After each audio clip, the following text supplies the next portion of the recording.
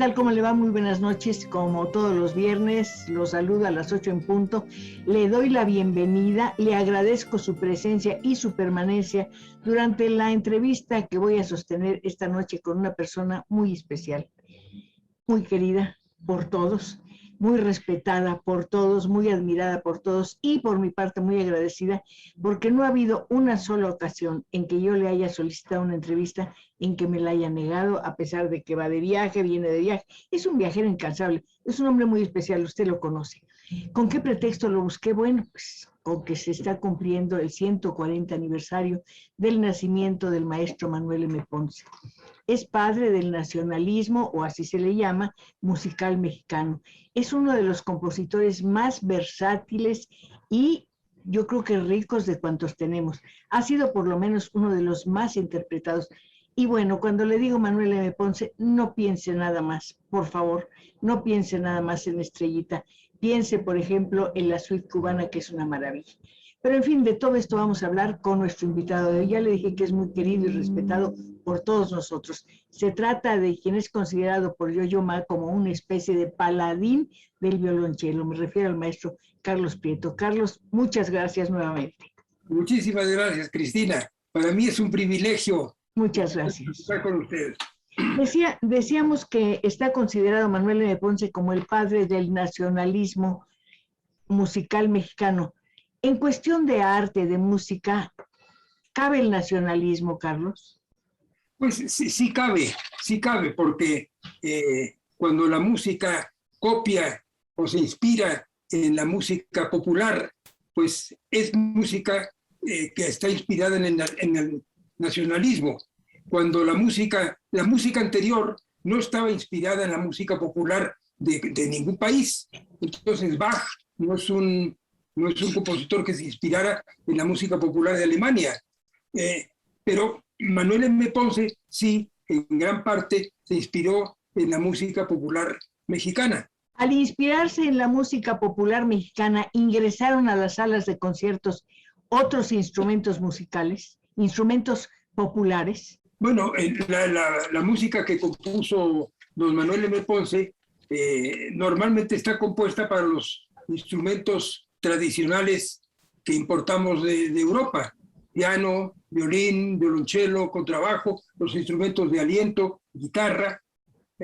Don Manuel compuso una gran cantidad de obras para guitarra porque fue muy amigo a don Andrés Segovia, gran guitarrista español. Conoció don Manuel cuando estuvo estudiando en París. Usted dice, conocí, y me recuerda que usted, entre las muchas fortunas que ha tenido en su vida, es haber conocido de niño a Manuel M. Ponce. ¿En qué condiciones, dónde, en qué circunstancias y cómo lo recuerda?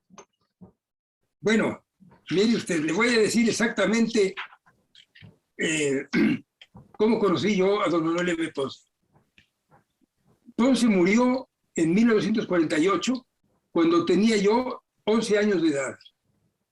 La imagen de don Manuel, con su blanca cabellera, sigue viva en mi memoria, así como la de su esposa Clema. Los Ponce fueron amigos de mis papás y durante algún tiempo don Manuel le dio consejos de composición a mi tía María Teresa Prieto, hermana de mi papá y compositora.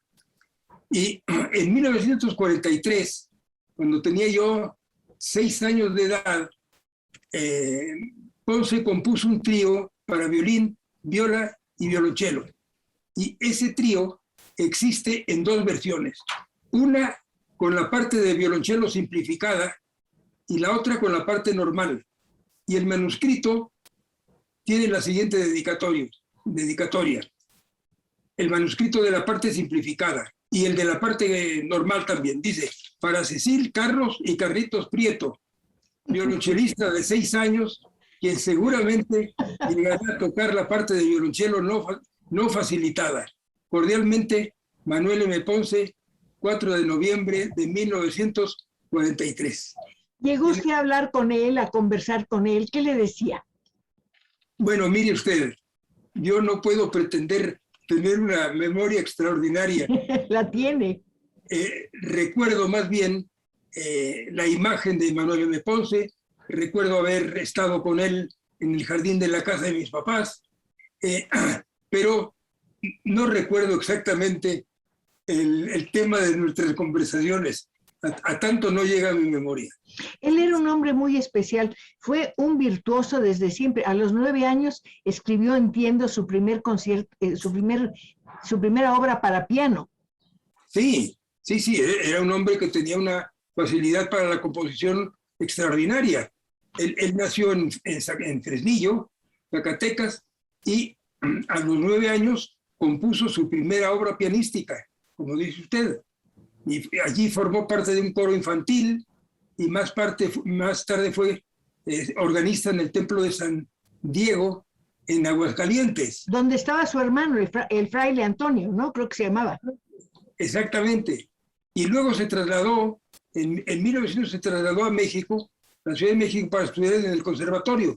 Y en 1904, a los 22 años de edad, hizo su primer viaje de estudios a Europa. Y en 1912 tocó el estreno de su concierto para piano y orquesta con la Orquesta Sinfónica de México. Que la dirigió Julián Carrillo, ¿no? Exactamente. Qué maravilla, qué barbaridad. Ahorita que usted mencionaba la experiencia del maestro Manuel M. Ponce en el Templo de San Diego, pienso, ¿qué importancia tiene o cuánta importancia tiene la música religiosa, o mejor dicho, las iglesias, para preservar el tesoro musical? Bueno, depende de las épocas. Hubo épocas en que la música se tocaba fundamentalmente en las iglesias. Posteriormente, esa costumbre se ha ido perdiendo y hoy hay muy poca música que se compone exclusivamente para tocarse en las iglesias. Pero pensando en las iglesias, pienso en la investigación. Algunos maestros músicos que he conocido me dicen, es que yo encontré tal partitura gracias a una iglesia. Sí, cómo no. Claro, por supuesto. Por supuesto. En ese sentido es de una importancia enorme. Y en México las iglesias han sido muy importantes para ir encontrando los tesoros de la música compuesta en México desde 1600 hasta casi el presente. Así las catedrales de Puebla y de muchos otros lugares, de Oaxaca, de Guatemala, han servido para depositar muchas obras muy importantes de la música colonial mexicana, que si no se hubieran perdido. Decían que después del viaje de Manuel M. Ponce, muy joven por cierto, el primer viaje, porque luego regresó para estudiar en la Escuela de Música, sí, pero este viaje cambió el sonido de su música. ¿En qué sentido? ¿Cómo lo podemos advertir? ¿Cómo lo pueden advertir ustedes los intérpretes? Bueno, yo creo que el viaje que fue también muy importante para Ponce fue en 1925, cuando él tenía 43 años de edad, y cuando todos consideraban a Ponce como un maestro consumado, pero Ponce decidió retomar sus estudios musicales interrumpidos 20 años atrás. Fantástico. Escribió en la Escuela Normal de Música de París, donde fue alumno de un gran compositor de Paul Dukas, y donde refrendó su amistad con el gran guitarrista español Andrés Segovia. Su influencia fue importantísima. La influencia de Ponce y de Segovia, de uno y otro. Sí, desde luego la influencia de Segovia fue muy importante, porque don Manuel le dedicó una gran cantidad de obras para guitarra. Hizo la folia, o folía, no sé cómo se escribe, española, ¿no? Sí, bueno, yo las obras que tengo anotadas que se deben a la amistad de Ponce con Segovia son unas variaciones sobre la folía de España. Eso es lo que yo digo, exacto. 9, que es una suite en estilo barroco. Maestro, ¿qué es la folía? No sé. ¿Locura? La locura. Eso es.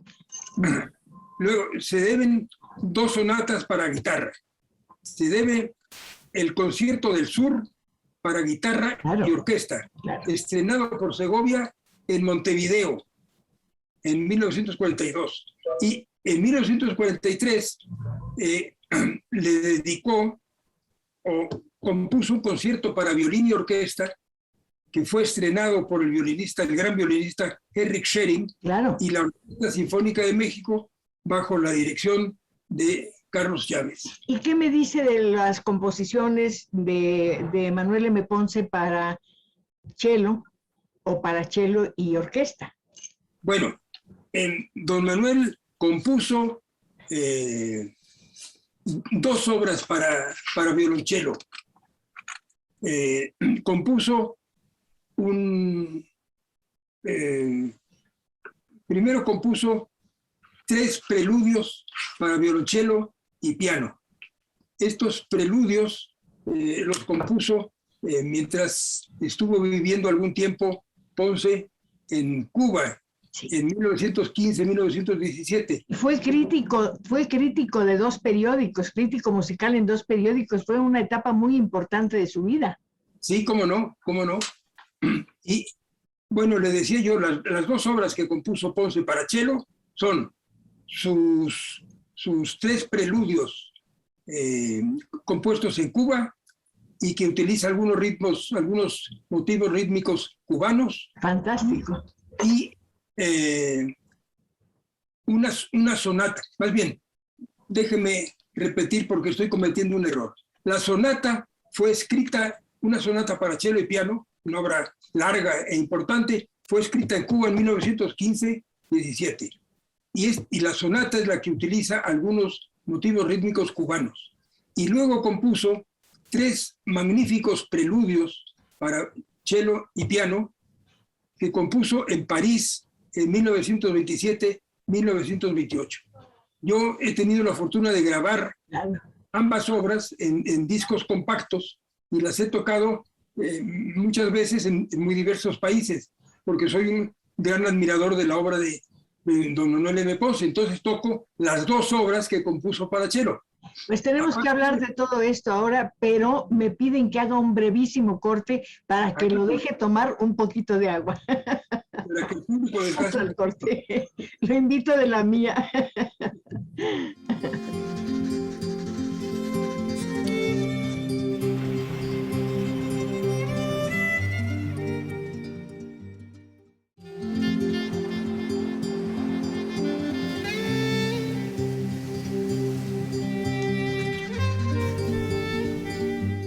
Ya le dije, por si usted acaba de sintonizar nuestras frecuencias, le comento que con el pretexto del 140 aniversario del nacimiento del maestro Manuel M. Ponce, estamos conversando con una persona muy respetada, muy admirada y querida por todos nosotros. Me refiero al maestro Carlos Prieto. Carlos, hay una suite muy importante en la producción de Manuel M. Ponce, que es Chapultepec. ¿Por qué es tan significativa? Es una obra muy importante porque es un muy ambicioso tríptico orquestal.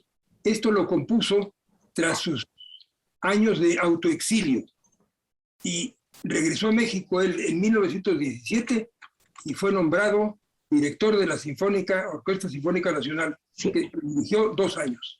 Y en esa época, en 1921, un poquito después, fue cuando compuso este ambicioso tríptico orquestal llamado Chapultepec. Yo considero que es una de las obras importantes, desde luego, de Ponce. El valor musical debe ser enorme, pero el nombre me llama la atención. Bueno, el nombre es por inspirarse en México, y pues Chapultepec es muy simbólico de México. Entonces, Ponce se inspiró en algo muy típico de México, como el Chapultepec. No, y además a Chapultepec, en domingo, por ejemplo, lo pongo subrayado, llegan todos los sonidos, todas las voces, todos los olores, todo lo que forma este mosaico complejo y maravilloso que es nuestro país. Ahora, es un hombre que hizo muchas aportaciones como director de la orquesta y como director del conservatorio. ¿Cuáles considera las más importantes? Bueno, yo creo que las más importantes aportaciones de Ponce es, sin duda, su obra musical. que es muy variada y que la podemos dividir compuso en varias secciones, compuso una serie de importantes obras orquestales, compuso una muy importante serie de obras para guitarra sola, para guitarra y orquesta, debidas a su amistad con Andrés Segovia. Es lo que me decía, sí. Compuso también, pues, obras de cámara. Pero hay una parte muy importante de su obra que parece que no se ha considerado debidamente, que es la serie de obras para voz y piano. Sí, eso debo yo confesarle que, como no soy cantante, por desgracia. Lo único que le faltaba, maestro. Como yo conozco mal la obra para voz de don Manuel M. Ponce, pero no me extrañaría que, igual que sus obras orquestales o sus obras de cámara o sus obras de guitarra, sean una parte muy importante de su obra también. Con motivo del aniversario del maestro Armando Merino, el pianista decía, bueno, le debemos mucho, estamos en deuda, mejor dicho, en muchos sentidos, con Manuel M. Ponce. Entre otros, no hemos reeditado sus obras y muchas de ellas todavía siguen nada más manuscritas. ¿No es un riesgo enorme, Carlos? Sí, claro que es un riesgo. Sí, por supuesto. Pero yo las obras de cello, pues he tenido la fortuna de que sean editadas y reeditadas, y yo pongo a la disposición de todos mis compañeros chelistas las obras de cello de don Manuel, los 3 preludios y la sonata para cello para cello y piano. Usted decía algo importante. Confieso que no quiero tener herederos musicales, pero pongo a sus órdenes todo mi acervo musical, todo mi archivo, que debe ser muy valioso. Y no, ¿por qué no quiere tener descendientes musicales? No.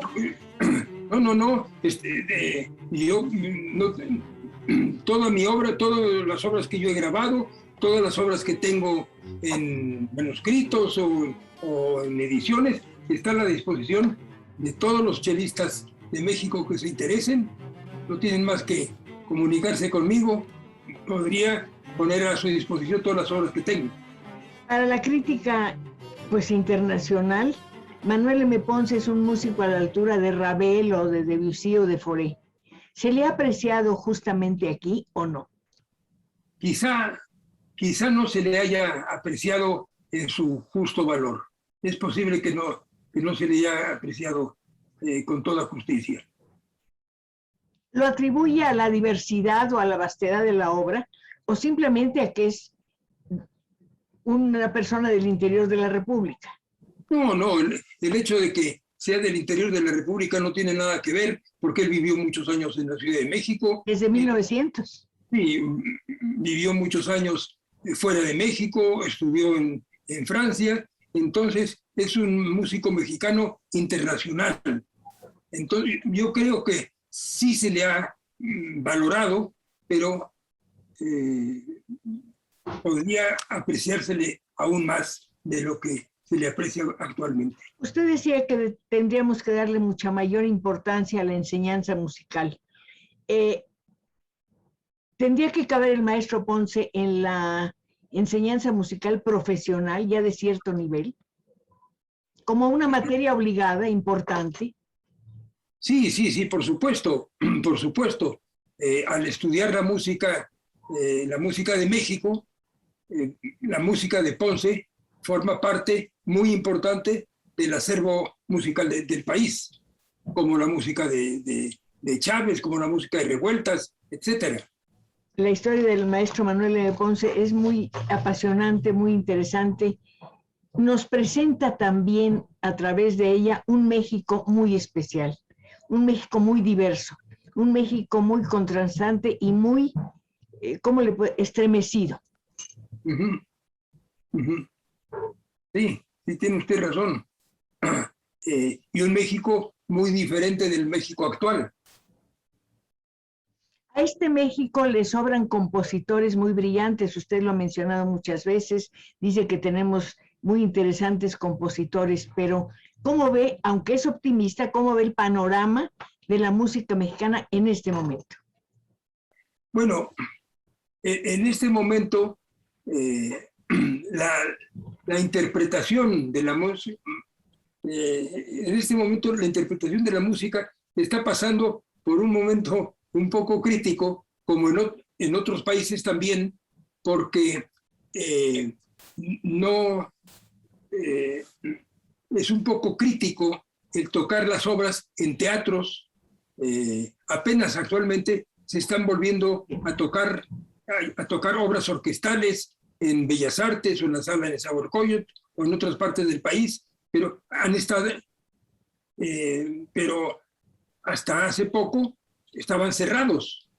Pero yo espero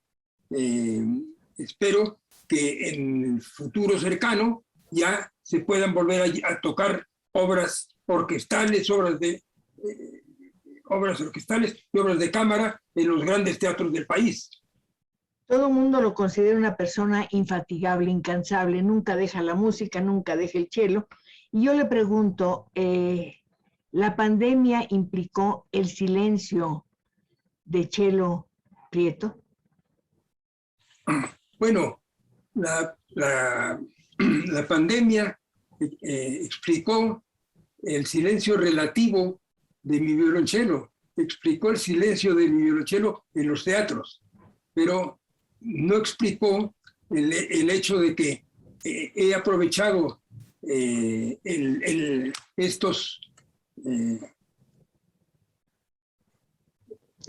podido aprovechar estos movimientos para estudiar muchas obras, estudiar muchas obras nuevas y para también escribir varios libros nuevos que espero que se publiquen en un futuro no lejano. ¿Cuáles son los temas de esos libros? Desde luego la música, pero ¿desde qué perspectiva? Bueno, uno de los libros en que he estado muy ocupado es y que me lo habían pedido varias personas, es una autobiografía, sobre todo una autobiografía musical. Entonces, en ese libro estoy trabajando y en ese libro pues relato mis inicios en la música, luego relato cómo en 1900 relato cómo en 1954 me fui a estudiar al Instituto Tecnológico de Massachusetts. En ese año no sabía yo exactamente, quería yo seguir estudiando música, pero en la escuela no me había ido mal en matemáticas, en física, entonces intenté ingresar al Instituto Tecnológico de MIT, Massachusetts Institute, MIT, Massachusetts Institute of Technology, y estaba yo prácticamente seguro de que como era muy difícil ingresar al MIT, eso iba a facilitar el que continuara yo ya de una vez mis estudios musicales. Pero el MIT me aceptó. Entonces me fui allí, estudié 2 carreras y luego regresé a México y durante muchos años estuve trabajando como ingeniero en la industria siderúrgica de México. ¿Qué es más difícil, batallar con el acero o batallar con un cello? Pues es más difícil aquello para lo cual no tiene uno una profunda vocación. Sí. Entonces, mientras estuve trabajando en la industria siderúrgica, estuve yo muy interesado en mis actividades en la siderurgia. Pero a medida que iba pasando el tiempo, iba creciendo en mí el deseo de regresar a lo que era mi verdadera vocación. Mi verdadera vocación era la música. Entonces, después de 20 años de trabajar en la industria del acero, un día tomé la decisión muy difícil de abandonar la siderurgia y regresar por completo, regresar al violonchelo. Entonces, y además ahí se encontró una prueba tremenda. Había que recuperar el tiempo, entre comillas, perdido. Yo no quiero perder el tiempo, voy un corte volando y regreso volando. Muy bien, muy bien.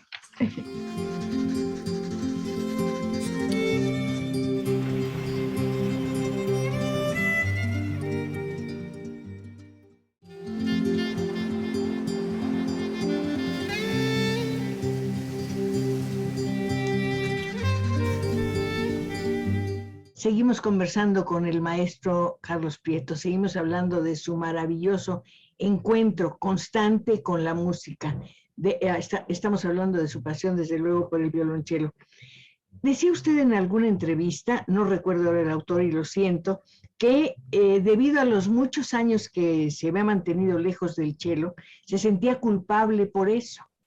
Culpable por haberlo dejado, por haberlo abandonado, y para compensar esa falta se había decidido a buscar, por donde quiera que fuese, la forma de estimular a los compositores mexicanos, por lo pronto, para hacer obras para cello, que cuando usted empezó había muy pocas. Pues sí, efectivamente, cuando yo empecé a dedicarme por completo, cuando yo pues me dediqué por completo al cello, empecé primero a buscar conciertos de compositores mexicanos para cello y orquesta. ¿Cuántos encontró? Me encontré con 2 o 3. El primero siendo el concierto de Ricardo Castro, compuesto a fines del siglo XIX y que no se había tocado en México. Entonces yo conseguí la partitura y casi 100 años después de la composición de esta obra, tuve la oportunidad de estrenarlo en la Ciudad de México, en un concierto en la Sala Nezahualcóyotl, dirigido por el maestro Velasco. Y luego lo estrené, luego lo grabé en Alemania, en Berlín, también con el maestro Velasco, y esa fue la primera obra. Luego me dediqué a intentar convencer a los principales compositores mexicanos que se interesaran por cello, y empezaron entonces a componer obras para violonchelo y piano. Yo tenía siempre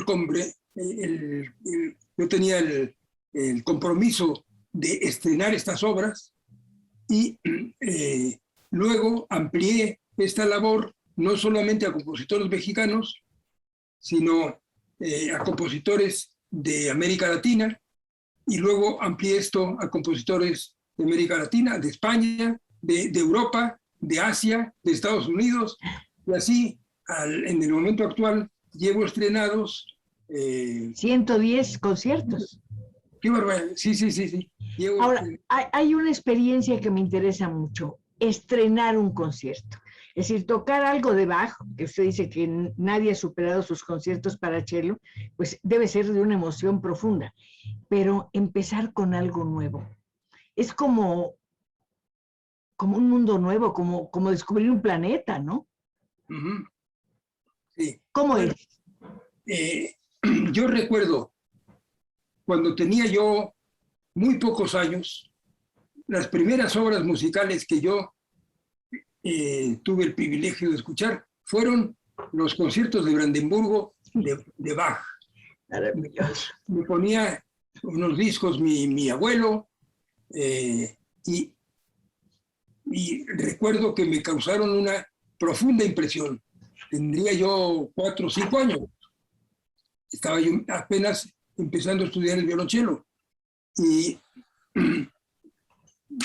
siempre la obra de Bach ha sido para mí fundamental. Entonces, posteriormente tuve la oportunidad de tocar toda la obra para violonchelo de Bach, que son 6 suites para violonchelo solo y 3 sonatas para viola da gamba o violonchelo y clavecín. Y estas obras, pues las he tocado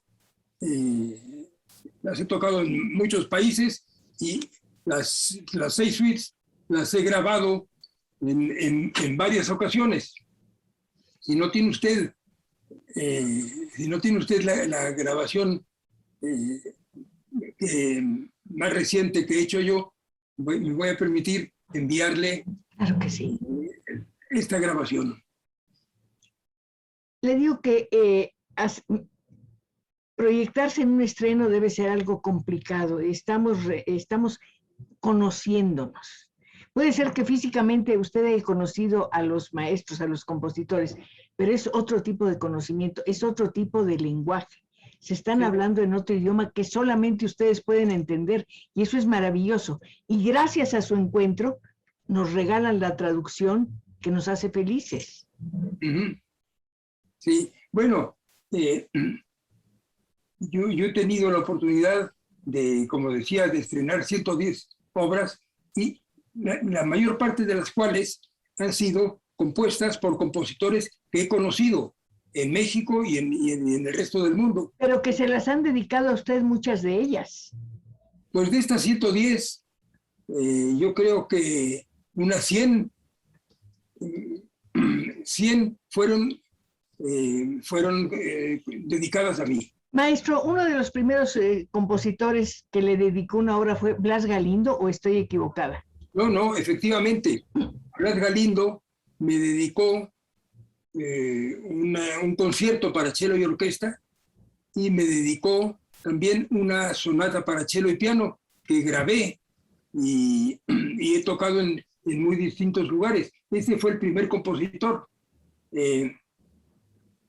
Luego descubrí obras de Chávez. No se conocía un concierto para cello y orquesta que compuso Chávez al final de su vida, y tuve yo la fortuna de descubrir esta obra, aunque no es una obra terminada, es una obra de la cual existe nada más el primer movimiento, completamente terminado y orquestado. ¿Considera usted que uno de los grandes compositores mexicanos, dice usted, un genio, no compuso más porque su vida fue un poquito desordenada, es el maestro Revueltas? No escribió conciertos para cello, pero un músico, lamento no recordar el nombre, tradujo, digamos, convirtió en obras para cello otros conciertos que estaban escritos para otros instrumentos. Sí, bueno, Revueltas siempre consideré yo que ha sido uno de los más grandes genios que ha dado la música en México. Y nada más que desgraciadamente no compuso nada para violonchelo. Y entonces recuerdo una vez que otro gran compositor mexicano, Manuel Enríquez, me dijo: yo te voy a enviar una obra de Revueltas para violonchelo. Y yo me quedé asombrado de que Enríquez conociera una obra de Revueltas para cello. Me quedé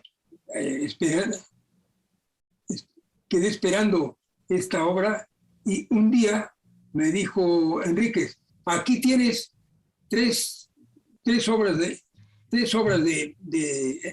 Revueltas para cello.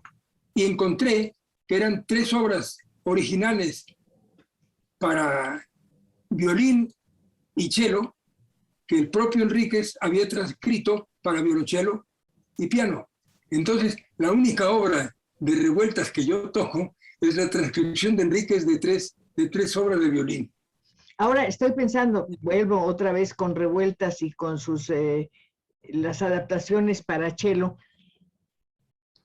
¿Qué tanto la siente suya? ¿Qué tanto el esfuerzo del maestro Enríquez las hace para usted? Yo siempre admiré muchísimo Revueltas.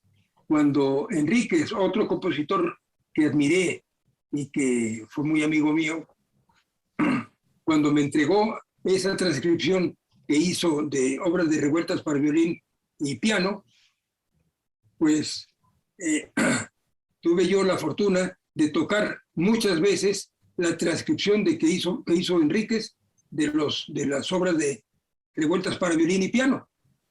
Gracias a Enríquez yo he podido tocar obras de revueltas. Ha sido realmente una serie de circunstancias y situaciones maravillosas que lo han hecho realizar prácticamente todos sus sueños. Creo que no hay ninguno que no haya cumplido. Entre otros, el de ser un muy buen escritor. Un escritor que además pone en palabras el mundo de la música o de los compositores. Decía usted que le interesa mucho cuando presenta un concierto hablar de los compositores, del clima en que se dio su obra. Esto es importante. Sí, claro. Siempre es importante saber en qué circunstancias los compositores, en qué circunstancias compusieron estas obras. Pero lo fundamental es la obra musical en sí. Me imagino que tiene que haber una colaboración muy intensa, no sé cómo describirla, entre el compositor, no importa lo remoto que sea, y el intérprete. Usted puede estar interpretando a Bach, está en el siglo XXI, sí, pero lo trae a este tiempo, a este momento. Esto es fascinante. Sí, y tiene uno una responsabilidad enorme de tratar de comprender la obra de Bach y tocarla para el público del siglo XXI. Bach es la mayor prueba para un intérprete. Siempre he considerado que Bach ha sido uno de los más grandes genios que ha producido la humanidad, y ha sido uno de los más grandes genios que ha producido la composición. Entonces, siempre que toco yo las obras de Bach, siempre he considerado pues, que es una responsabilidad enorme tocar las obras de Bach. Las estudio y las estudio y finalmente las toco. ¿Y de qué manera? Ya se cansó de tocar, le voy a dejar que descanse unos segunditos y regreso a la conversación en un momento.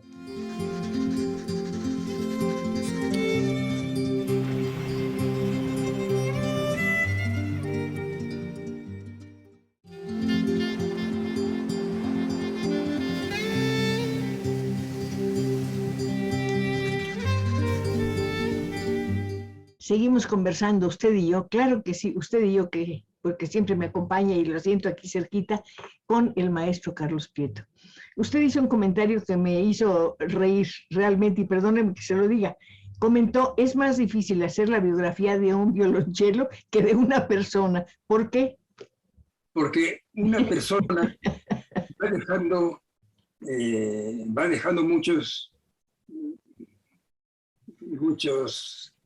una persona va dejando muchas huellas y va dejando muchos amigos y cuando escribe uno la biografía de una persona, pues estudia uno su vida, su obra, etc. Pero un violonchelo no deja ninguna huella. Entonces yo adquirí en 1989 un violonchelo hecho en 1720. Sí, pero además me encanta su amigo, que lo llamó por teléfono desde la calle 54, creo que de Nueva York, y le dijo, oye, ven a ver un violonchelo. ¿Y a usted no le gustó? ¿Por qué? Sí, entonces fui yo a Nueva York, en donde estaba este violonchelo, y mi amigo, que se llamaba Jacques Fossé, me dijo, mira, aquí tengo este violonchelo muy especial que te va a gustar muchísimo. Entonces me encerró en un cuarto a tocar ese violonchelo. Y después de 10 minutos le dije a mi amigo, mira, este violonchelo no me interesa en absoluto. ¿Por qué? No tiene sonido, no me interesa. Y me dijo mi amigo, mira, este violonchelo ha estado callado durante más de 2 años. ¡Ay, qué horror! Y cuando un violonchelo o un violín no se tocan, va perdiendo el sonido, va perdiendo la madera, va perdiendo la capacidad de transmitir las vibraciones de las cuerdas. Te voy a pedir que te quedes con el violonchelo durante un mes, que lo toques todo lo que puedas y luego hablamos. Entonces me quedé con el violonchelo durante un mes, lo toqué muchísimas horas al día y efectivamente empecé a ver que el violonchelo estaba recuperando su sonido y le dije a mi amigo Rafa José, bueno, este violonchelo está recuperando la voz. Y él tenía un técnico tenía un técnico que sabía muchísimo de instrumentos y me dijo, mira, déjame el violonchelo, se llamaba René Morel, déjame el violonchelo y yo voy a ponerlo al día, voy a ponerle cuerdas nuevas, etc. Y luego hablamos. Me lo dio y lo toqué durante un mes más y en ese momento me quedé ya enamorado del violonchelo. Y desde entonces he estado tocando ese violonchelo. Y sobre ese violonchelo escribí la biografía de ese violonchelo, que se llama Las aventuras de un violonchelo. Pero además ha tenido aventuras de todo tipo. Estaba yo pensando en ese taxista español que quería que usted lo pusiera en el capacete. Y que usted decía, no, por favor, no puede poner mi instrumento ahí. Y él le contestó, ay, ni que fueron Stradivarius. Oiga, ¿de cuántas se ha salvado? ¿De cuántas se ha salvado Chelo? Ha estado rodeada de acechos, de peligros. Y cómo no. Bueno, mi violonchelo, por fortuna, lleva 302 años de existencia y por fortuna nunca le ha ocurrido ningún accidente serio. ¿De qué madera es ese violonchelo? En este momento no puedo decirle exactamente. Dentro de un ratito le diré, porque sí, debería de saberlo. Pero todos los instrumentos musicales, los violines, los violonchelos, las violas, están hechos con maderas muy, muy importantes que debería yo de saber, pero no. No importa, tiene resistencia. Bueno, el autor de ese Stradivarius, el señor Stradivarius justamente, dejó 1,100 instrumentos en todo el mundo, de los cuales quedan 605. Uno de ellos es Chelo Prieto. Sí, sí. Ahora, una cosa que me intriga, ¿sonará ahora como sonaba hace 300 años? Pues mire usted, los técnicos en instrumentos siempre dicen que los instrumentos que salieron de las manos de Stradivarius o de Gorrerius de Jesús tardaban alrededor de 60 o 70 u 80 años en llegar a tocar como suena. O sea, tenían que esperar bastantes años antes de madurar. Creo que hoy suenan como sonaban 80 años después de haber salido de las manos de Stradivarius. Además, esa manera de madurar en 60 o 70 años habla también de el tiempo que está en la música, que eso es muy impresionante. Son siglos entretejidos entre una pieza y otra. Usted está dialogando con compositores de hace 4 o 5 siglos o 3 o los que usted quiera.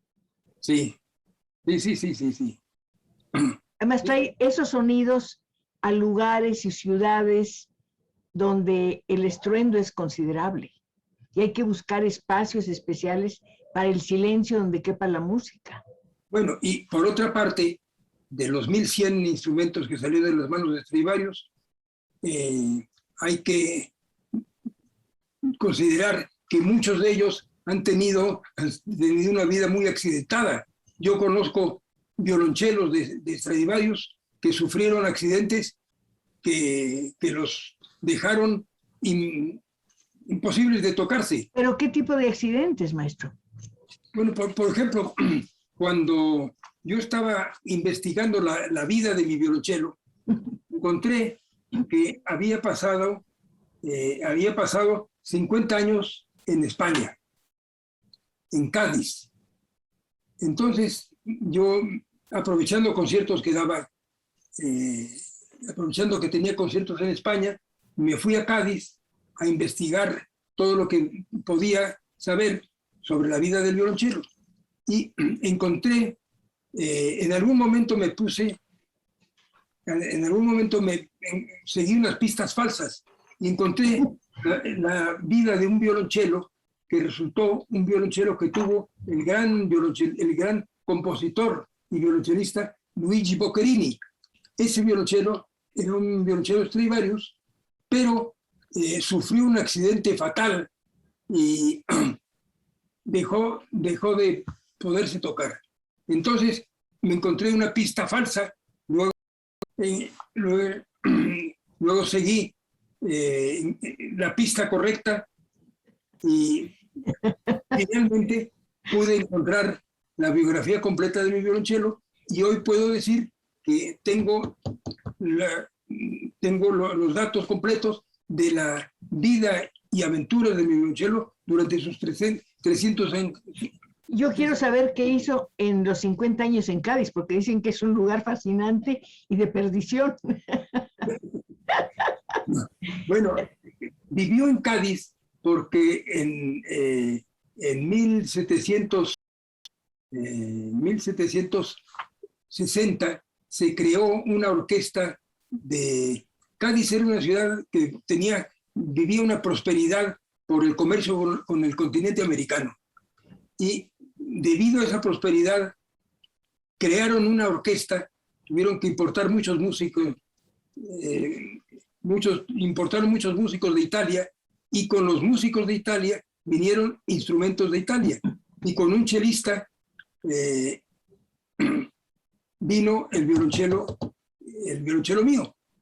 Y vivió 20 o 30 años en manos de ese violonchelista, y luego vivió 30 años más en Cádiz, luego se fue a Irlanda, lo llevó un chelista irlandés a Irlanda, y en fin, todo eso lo tengo bien. Oiga, ¿se imagina la cantidad de historias y de música que sabe su cello? Sí, extraordinario. Ahora, yo no sé cómo se investiga la vida de un cello. Hay documentos, hay facturas, no había fotografías antes, pero hay imágenes. ¿Qué hay? Bueno, lo que hay es la historia de la música. Y entonces yo descubrí que después de estar en Cádiz, se fue a Cádiz, se fue a Irlanda. Yo me fui a Dublín, allí toqué una serie de conciertos y pude seguir la pista del violonchelo en Dublín, y luego en Inglaterra, y luego se fue a Italia, y finalmente vino a México. Y pues fue la labor me costó más de 10 años de investigación, de investigación detectivesca.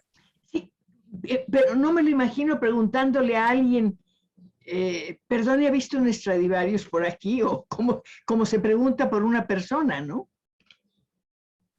Efectivamente, sí. Pero, por ejemplo, cuando yo sabía que el violonchelo, después de haber estado en Cádiz, lo había llevado un chelista irlandés a Dublín. Entonces, cuando fui a dar una serie de conciertos a Irlanda, un señor, yo presenté una primera edición de mi libro, Las aventuras de un violonchelo, y un señor de avanzada edad me dijo, creo que yo puedo darle algunos datos adicionales sobre ese violonchelo, porque ese violonchelo lo tuvo mi tatarabuelo. Y entonces conseguí mucha información adicional sobre la vida del violonchelo en Irlanda. ¿Sabes? Su cello me encanta, me parece una compañía maravillosa. Nos ha dado mucha felicidad a muchísimas personas, pero hay algo que me fascina de ella: el silencio, lo que sabe, los secretos que guarda. Y de esos secretos, si le parece bien, hablaremos durante nuestra próxima conversación, que espero sea muy pronto. Maestro, mil gracias de verdad. Cuídese mucho y espero que la próxima vez nos veamos en mi estudio, si le parece bien. Con mucho gusto, con mucho Muchas gusto. gracias. Cuídese mucho y saludos a Chelo, por favor. Hasta muy pronto.